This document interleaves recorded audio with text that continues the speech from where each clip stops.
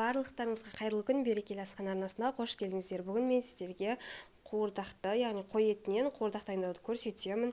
Сондықтан да менімен бірге болып, соңына дейін видеоны тамашалаңыздар. Арнама тіркеліп, лайк басуды ұмытпаңыздар. Ең алдымен біз қазанға жарты кеседен, яғни шай ішетін пиалаймен жарты кеседен сәл көптеу құйып аламыз.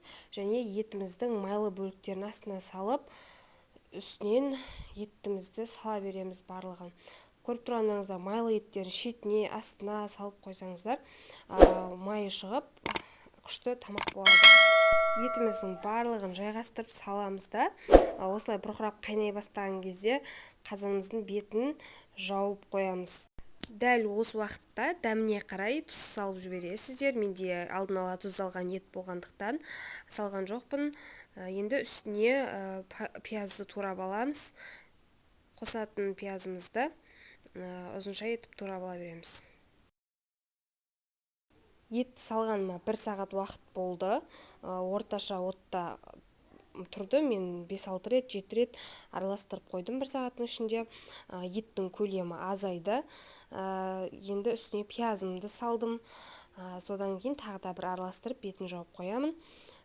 Орташа отта тұра береді, бірақ араластырып тұруларыңыз қажет. Сосын балалар жеу үшін мен 3-4 картопты салып жібердім. Және де оны үлкендеу қылып та сала береміз. Пісуіне жарты сағат қалғанда, яғни 2 сағаттың жарты сағаты қалған кезде саламыз. Үстінен помидор міндетті емес, бірақ мен біреу бар болған екен, соны салып жібере салдым.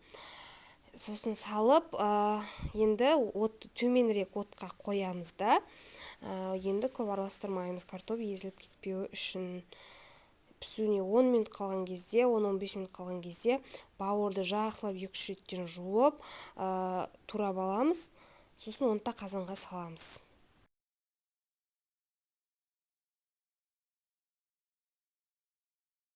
Бауырды салып болған соң астын үстіне бір ауыстырып, бетін жауып 15 минутқа қойып қоясыздар. Сонымен тамақ дайын болады.